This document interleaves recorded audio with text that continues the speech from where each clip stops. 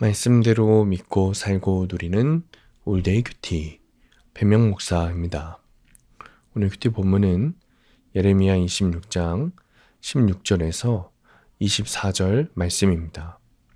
오늘 큐티는 여호와의 이름으로 한 예언이라는 제목으로 예레미야의 설교에 관한 묵상입니다. 말씀 질문입니다. 왜 여호야김 왕은 우리야를 죽였을까요?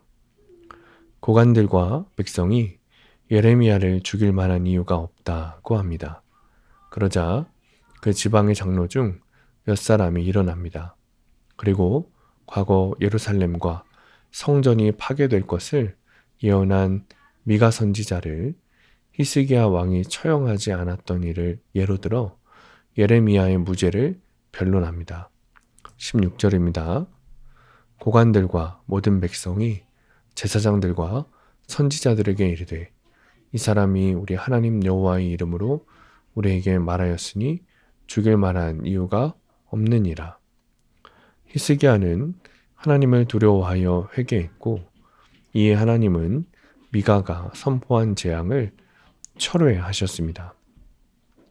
하나님은 내가 죄에 대한 경고를 듣고 회개할 때 구원의 은혜를 베풀어 주십니다. 장로들은 계속해서 우리야의 일을 예로 듭니다. 우리야도 미가처럼 여호와의 이름으로 백성에게 경고의 예언을 했습니다.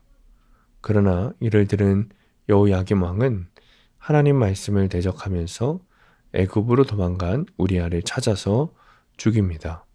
23절입니다. 그들이 우리야를 애굽에서 연행하여 여호야김 왕에게로 그를 데려오매 왕이 칼로 그를 죽이고 그의 시체를 평민의 묘지에 던지게 하니라. 히스기야가 하나님을 두려워하여 주의 얼굴을 바라보며 간구한 반면에 여호야김은 탐욕에 사로잡혀 사람들을 두려워하고 의식했습니다. 같은 말씀을 들어도 반응이 상반되는 것은 무엇을 바라보며 누구를 두려워하느냐의 차이입니다. 종교 지도자들이 백성을 부추겨 예레미야를 죽이려고 할 때 사반의 아들 아히감은 자신의 지위를 예레미야를 돕는 데 사용합니다. 하나님이 아히감의 배후에서 그의 손을 통해 예레미야를 보호하신 것입니다. 예레미야처럼 어떤 상황에도 나에게 주신 사명을 감당하면 하나님이 돕는 손길을 보내 나를 지켜주십니다. 하나님이 나에게 아히감 같은 힘과 지위를 주셨다면 도움이 필요한 지체를 섬겨야 합니다. 적용 질문입니다.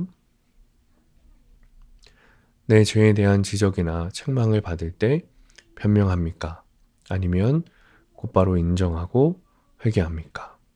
두 번째, 내가 가진 것으로 돕고 섬겨야 할 내 곁에 연약한 지체는 누굽니까? 오늘의 원포인트입니다. 이웃에게 구원의 손길을 내밀어야 합니다.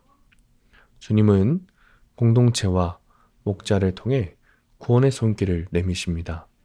우리도 구원이 필요한 이들에게 손길을 내밀어야 합니다.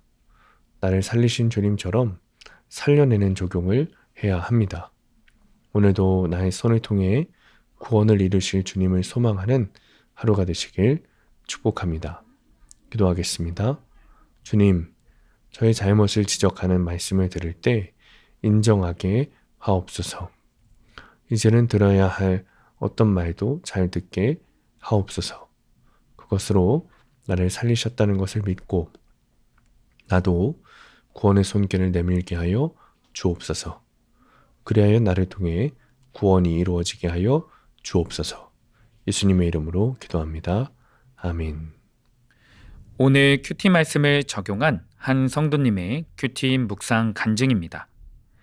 제가 초등학생일 때부터 저희 가족은 외할아버지를 모시고 살았습니다. 당시 간경화로 집에서 투병하고 계시던 아버지가 할아버지를 봉양하셨고 어머니는 아픈 아버지를 대신해 경제활동을 하셨습니다.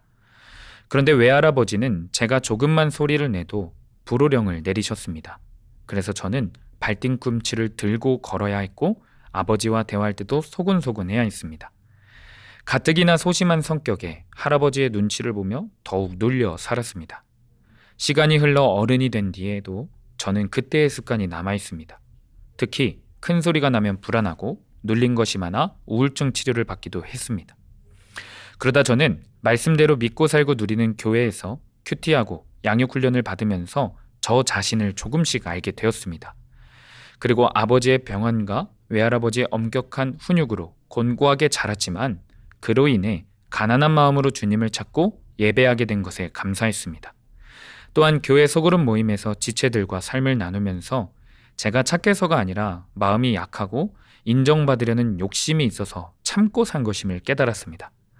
고관들과 모든 백성이 예레미야의 무고함을 변호해 준 것처럼 교회 지체들은 저의 구원을 위해 말씀으로 권면하며 저 자신을 객관적으로 보게 해주었습니다.